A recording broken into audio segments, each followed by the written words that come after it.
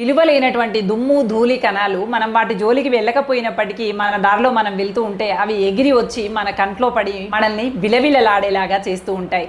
అలాగే కొంతమంది విలువ లేనటువంటి వ్యక్తులు అసలు వాళ్ళ సందర్భము ఉండదు, వాళ్ళకు సంబంధించినటువంటి అంశమే అక్కడ ప్రస్తావన ఉండదు, కానీ ఏదో మాట్లాడాలనుకొని మన దగ్గరికి వస్తారు. ఏదో అనవసరమైనటువంటి మనకు సంబంధం లేనటువంటి మాటని ఒకటి మనపై ప్రయోగించి మనసుకి గాయం చేసి వెళ్ళిపోతూ ఉంటారు.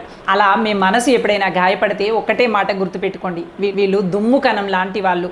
దుమ్ము ధూళి ఏ విధంగా అయితే సున్నితమైనటువంటి కంట్లో పడి విలవిలలాడేలాగా చేస్తుందో, ఇలా విలువలేనటువంటి వీళ్ళు కూడా వాళ్ళ అనవసరమైనటువంటి మాటలతో సున్నితమైనటువంటి మన మనసుని విలవిలలాడేలాగా చేస్తారు అనేటువంటి విషయాన్ని గుర్తుపెట్టుకొని కాస్త కుదుటపడి మనసులో నుండి ఆ విషయాన్ని పక్కకి తోసేసి కంటిలో నుండి నలసుని తీసి పడేసినట్టుగా మనసులో నుండి ఆ విషయాన్ని అతి సున్నితంగా తీసి పక్కన పెట్టేసి నీ పని నువ్వు చేసుకుంటూ ముందుకు వెళ్ళిపో.